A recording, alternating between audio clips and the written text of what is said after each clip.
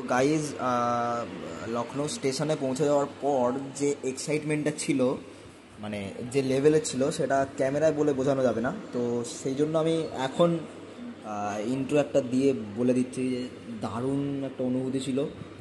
তো সকাল হয়েছে, লখনৌ স্টেশনে পৌঁছে গেছি। ওই মুহূর্তটা মানে ভেতরে এনজয় হচ্ছিল, বাইরে প্রকাশ করতে পারিনি। তারপর যা হলো তা ভিডিওতে দেখতেই পাবেন। গাইজ, আমরা চলে এসেছি লখনৌ স্টেশনেতে। এদিকে অনেক বাঁদর দেখা যাচ্ছে। ওইদিকে এই বাঁদরগুলো কোথায় গেল? দেখ বাঁদরগুলো, এই যে দেখুন ওখানে একটা বাঁদর চালেদের কিছু লাফাচ্ছিল, এখন দেখতে পাওয়া যাচ্ছে না। তো স্টেশন থেকে বেরিয়ে আমরা অটো ধরে নিয়েছিলাম। অটোতে দেখতে পাচ্ছেন অনেক জায়গা আছে। আমাদের সে সাধারণ অটো থাকে, তার ডবল অটো।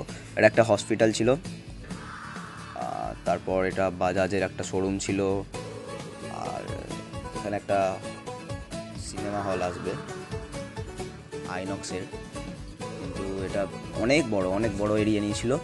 দেখতে পাচ্ছেন এখানে অনেকজনের ছবি দেওয়া আছে, অনেক আর্টিস্টের। তো তারপর আমরা সামনাসামনি চলে এসেছিলাম কাকার বাড়ির সামনেই। আর গিয়ে যা যা ভিডিও করেছি সব কিছু পরে পার্টে নিশ্চয়ই দেখানো হবে। এখানটা একটু ফাস্ট ফরওয়ার্ড করে দিয়েছিলাম যাতে দেখতে সুবিধা হয়। এখানে তেমন কিছু ছিল না।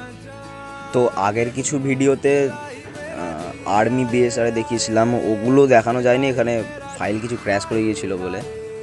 তো এখানে দেখতে পাচ্ছেন আমরা কাকার বাড়ির সামনেই চলে এসেছি। গাড়ি থেমে গেছে। এই যেই ডান দিকের বাড়িটা, হ্যাঁ, এটা হচ্ছে কাকার বাড়ি।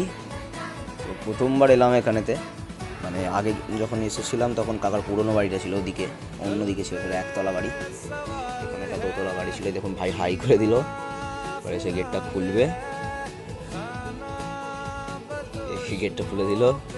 তো এখানে আমি বলছিলাম কিরে কেমন আছিস, ও বলছে আগে হাই করো, আগে হ্যান্ডশেক করো। তারপর গেলাম, ও গেটটা খুলে দিল। এইখানে রেস্টরুমেতে আমরা রেস্ট নিচ্ছিলাম। রেস্ট নিয়ে তারপর আমরা চান টান করে বেড়াতে যাওয়ার প্ল্যান হচ্ছিল। তারপর আমরা বিকেলবেলা বেরিয়েছিলাম।